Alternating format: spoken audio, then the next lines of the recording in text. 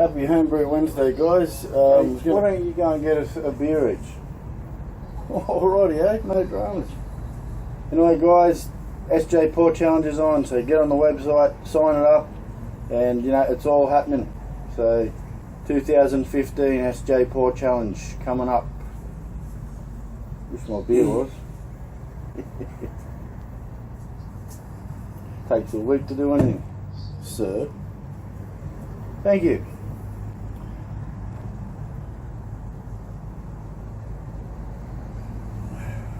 Cheers, fellas. Cheers, guys.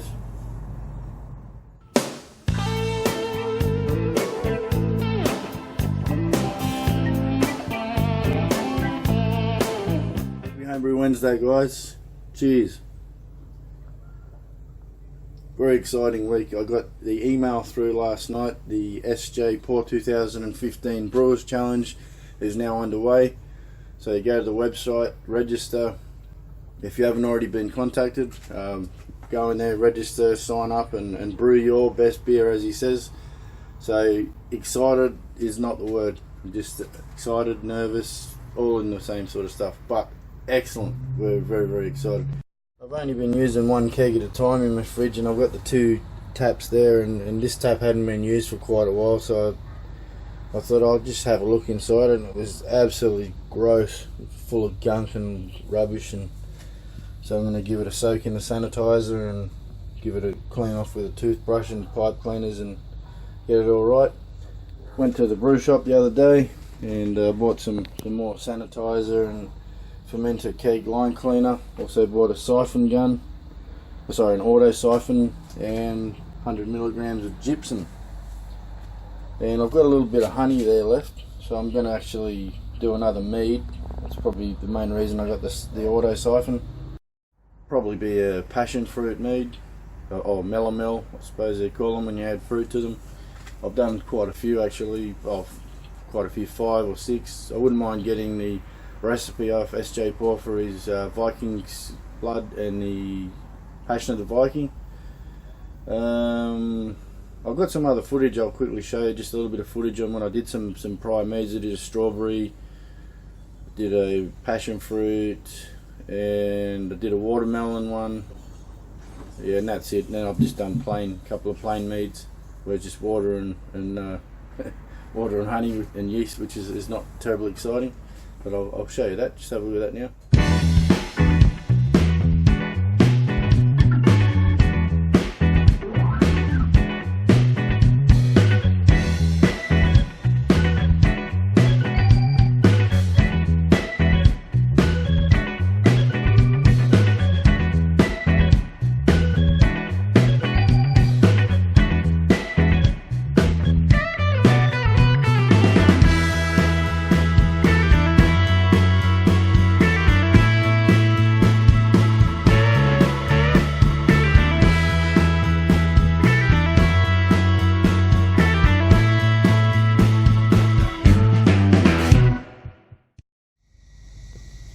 This is my all grain I did in the brew in a bag.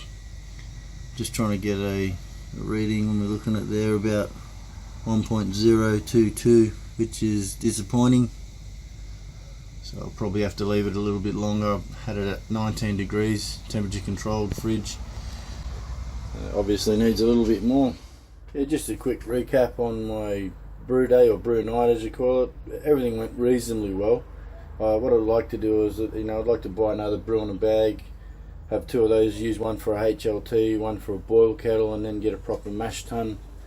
I think that'd suffice, and also wouldn't mind getting a couple of pumps set up so I can recirculate and fly sparge and do that sort of stuff and get a lot clearer sort of water that I got, because that looked like bloody river water when it was done. But I've just taken a sample, as you saw, and it actually smells absolutely beautiful. And I'm gonna show you a little device in a second called a carbonator.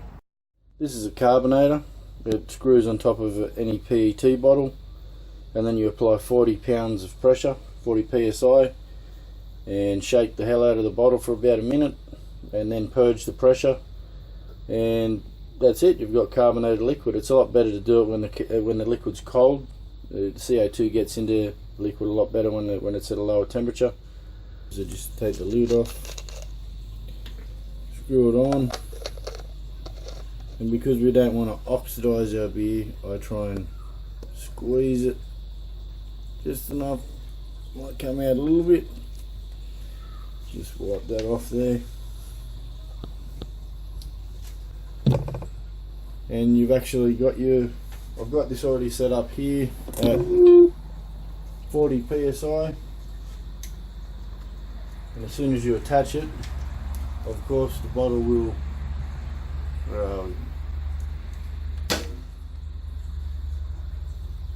shake it up.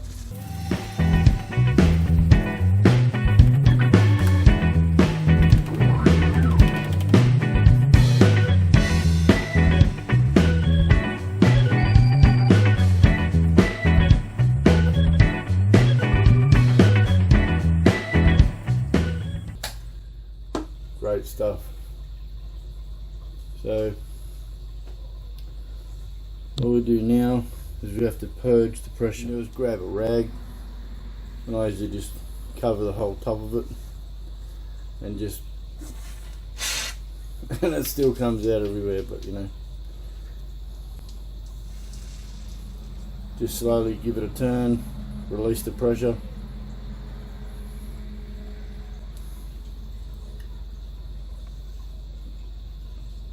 I don't know if you can see that.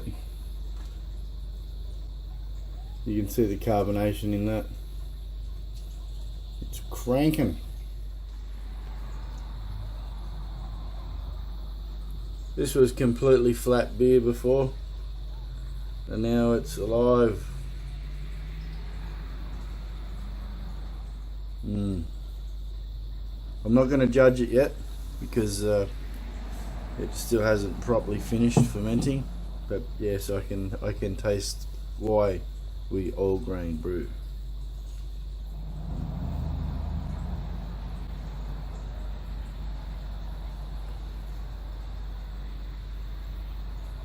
It's funny, even at this stage it's still not as sweet as I thought it would be. 1.022. The specialty grains and the hops really stand out because it's so young.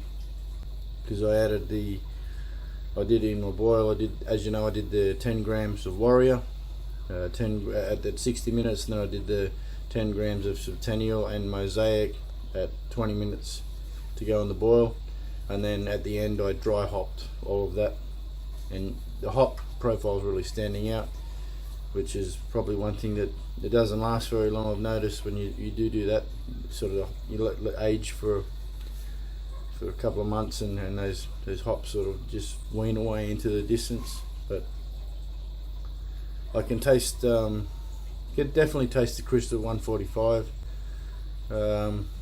Crystal 50 and Crystal 20 specialty grains are in there. But the Marisota, a really nice backbone. It's not very clear at the moment. Maybe I should have used some finings, yeah, also the Nelson Sauvin. Got the 5 grams out of those. It's very different, not too bad. But I'll have to get my act together for the SJPORR challenge, guys, so check it all out, get online, register, and we'll see you in the brew day.